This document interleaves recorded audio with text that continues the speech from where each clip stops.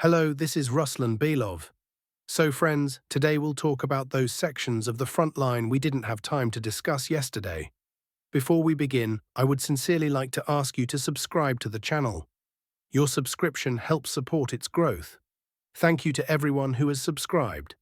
But I want to start with the Toretsk area because two significant events happened there yesterday. First, a powerful breakthrough toward Dilivka. You can even see it on the map, and the picture is impressive. Even by the standards of the current conflict, the advance is very good. 3.5 kilometers. And regardless of how you measure it, if we take the path of the assault column, which included motorcycles, quad bikes, armored vehicles, and even 2 tanks, if we follow the movement of the column, we get an advance of about 1 kilometer north of Druzhba, maybe even a bit more. Then, westward to Dilivka, that's another 2.5 kilometers. So 2.5 plus 1 gives us exactly 3.5 kilometers. If we measure in a straight line, from the starting point of the attack to its end point near Dilivka, we still get a figure of over 3 kilometers. To sum up this attack, it was well planned, well executed, and as a result, they managed to reach the western outskirts of Dilivka, consolidate their positions there, and now heavy fighting is underway for the village itself. By the way, an interesting episode happened during the Easter ceasefire. I posted a video on my Telegram channel showing our troops meeting with Ukrainian soldiers.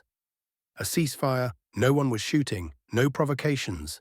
Ukrainian soldiers and our soldiers met, talked to each other, no one shot or killed anyone. The second event happened right there. Yesterday they pushed toward another village, Dakhny. The attack involved over 10 motorcycles. Yes, and from the video it's clear that some were hit by FPV drones, some burned. But the most important thing is that all the fighters managed to dismount and enter the tree line southeast of the village. They consolidated their position there, meaning that as of now this tree line is under our control. Currently, fighting is ongoing on the southern streets of the village.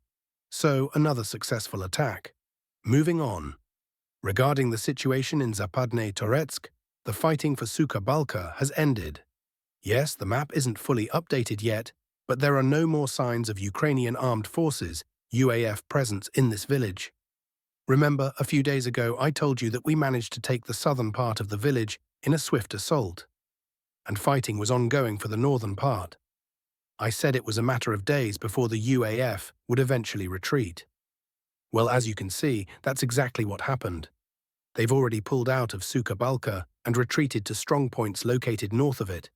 Maybe a couple of UAF soldiers are still hiding in basements somewhere, but that doesn't mean anything and doesn't affect the overall situation. They've lost the village. Clearing operations are now underway, and once the troops finish, the Ministry of Defense will officially announce that the village is under our control. They sometimes play it safe and don't immediately declare captured settlements, which is actually the right approach.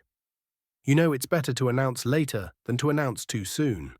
But as of now, there are no UAF forces left in the village.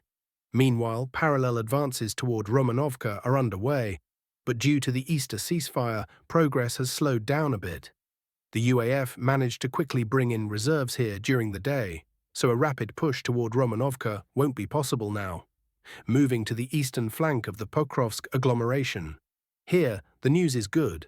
Reports started coming in yesterday that the UAF had been pushed out of the village. This is a very important event.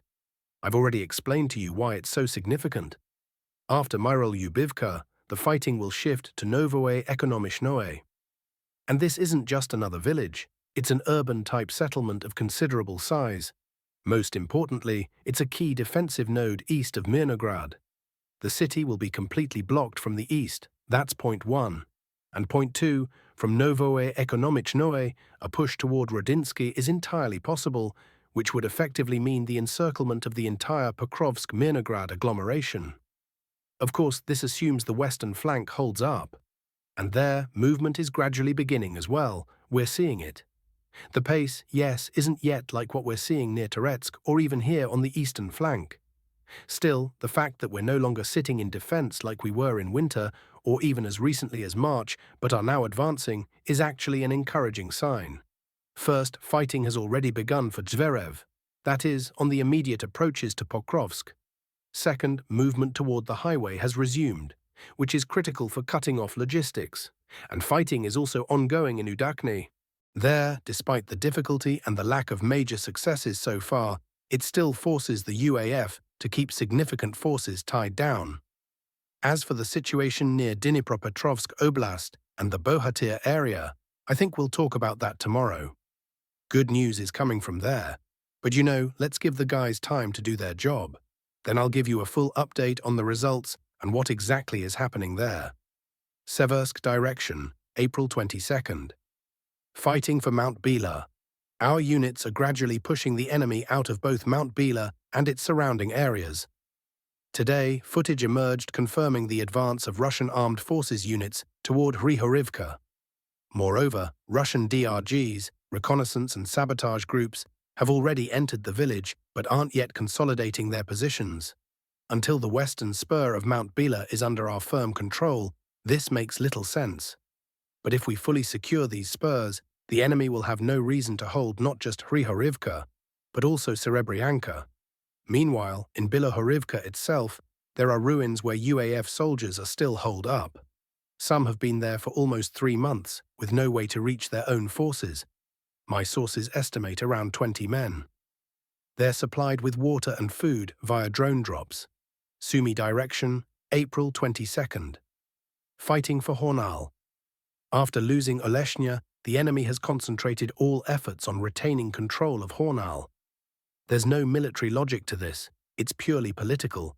Holding Hornal allows the enemy to claim they're still in Kursk Oblast, which in turn prevents us from declaring its full liberation. Hence the ferocity of the fighting. The same logic drives the enemy's repeated attempts to re-enter Demidivka and Popivka in Krasnoyarushsky district, Belgorod Oblast. These attempts always end with the destruction of the assault groups. But again, in the media sphere, the UAF's ability to wage battles in Belgorod Oblast is highly valued by Zelensky. So every day, dozens of UAF soldiers pay for it with their lives. In Sumy Oblast, the front line has largely stabilized, with minimal movement. The reason? The heightened attention of Kyiv's political leadership.